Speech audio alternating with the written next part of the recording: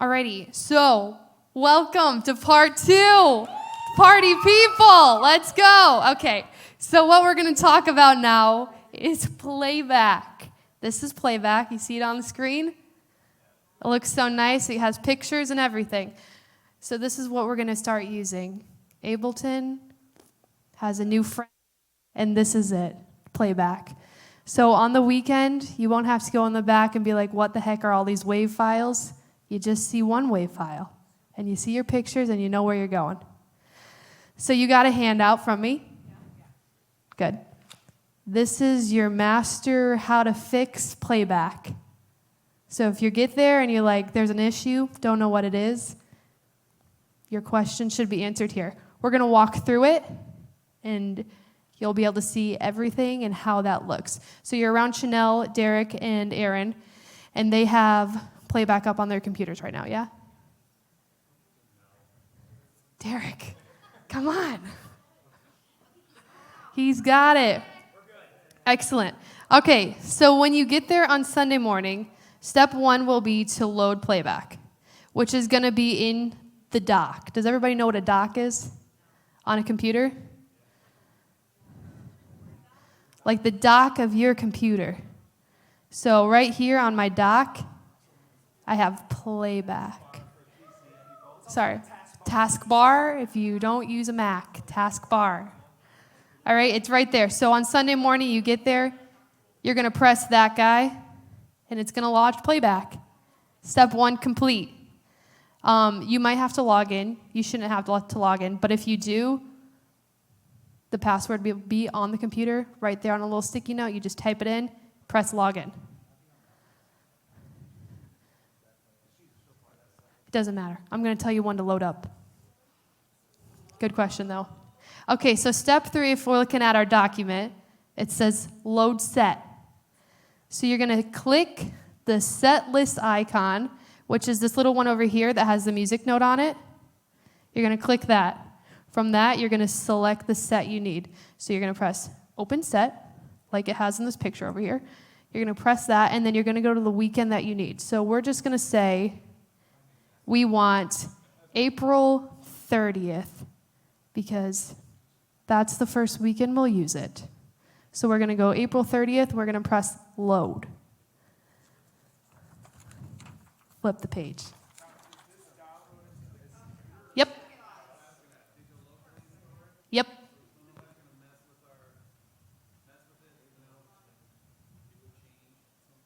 Nope. So you're going to click April 30th. Do make sure that it says your campus. But the April 30th one, OP, April 30th, Homer, April 30th, New Lenox. That's the one you want. That's the one for your campus, not the other campuses. So then you would load that, and this is what it'll look like when it's loaded. And just like that, you're done. The set is loaded. As long as we've done everything right on our part, you should be done. Say there's a problem. It happens sometimes. I know.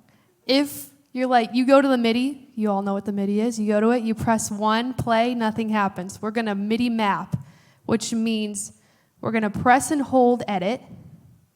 Don't just click edit. If you click edit, it's going to give you a different function. So press and hold the word edit, scroll down to MIDI mapping. You see it on the computers? Cool. Then you would click 1, press 1 on the loop. Click 2, press 2 on the loop. Every time you do that, there should be a note that comes up on the little corner of those numbers, and that tells you that something is now firing when you press that number back on your thing. Press play, trigger play. Pad, you'll put one on the one that's going to be titled pad. That'll start your pad, that'll stop your pad. There's no longer a stop button because playback doesn't have stop as pause. So it'll just be play/pause on the same one because it's all one thing. Once you are done MIDI mapping, you have them all done, press done. That's done. All right, keep going down the little document. Potential problems you might have. You get there and things just sound kind of wacky. The first place you're going to go, these little three lines that I'm highlighting over here, you're going to click Click Settings. All right. Potential problem you might have. Might be your audio device, could be wrong.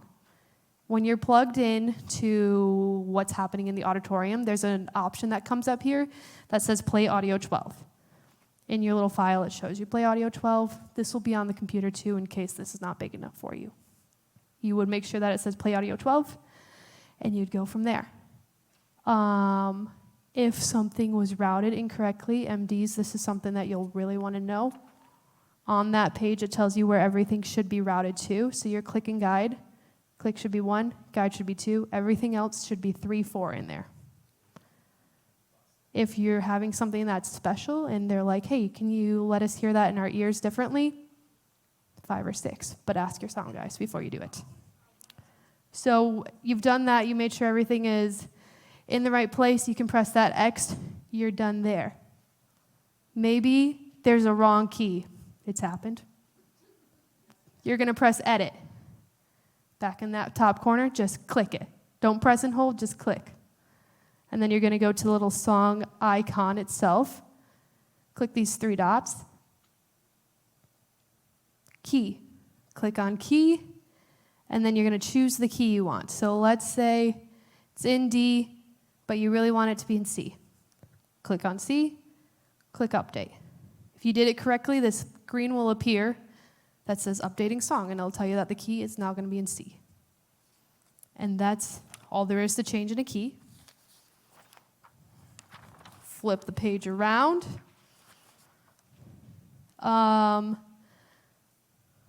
If you are going through the songs and all of a sudden you're like, wait, that song's supposed to flow into the next one, but it's not doing that, you can add that little stop if it is going and you don't want it to right here. Do you see these arrows?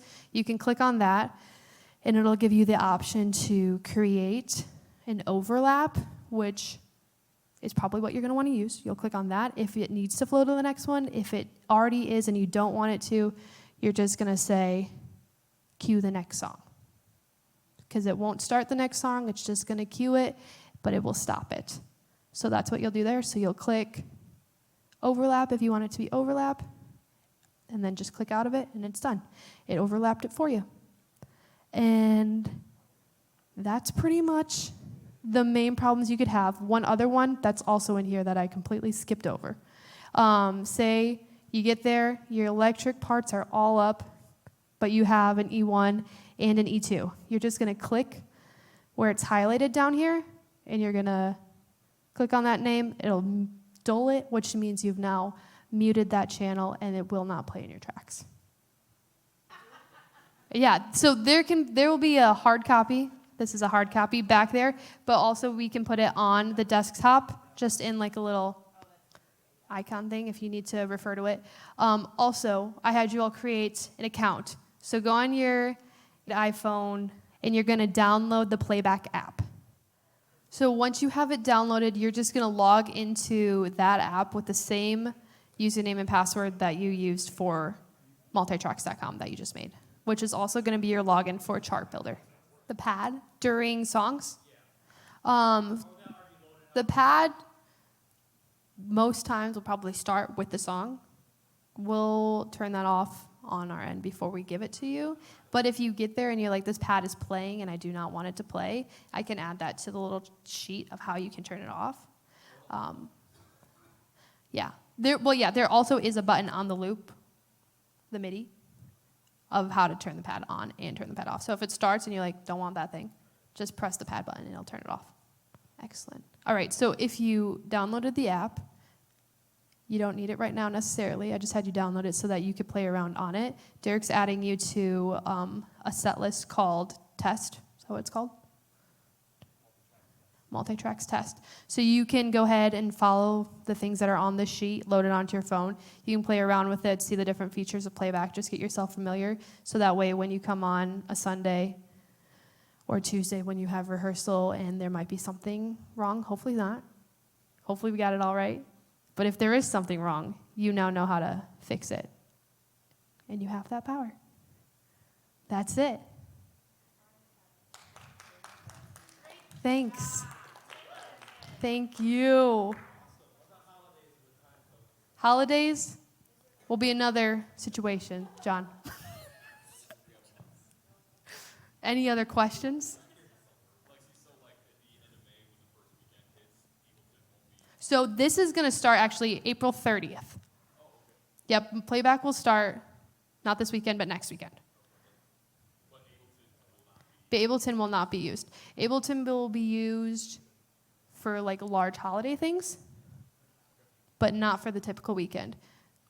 Plus side, we're not just like randomly switching to playback. We have been using it in Students World for the last 4 months, so we do know that it works, and it's a great product. We used it for the worship night in February, and it was really nice.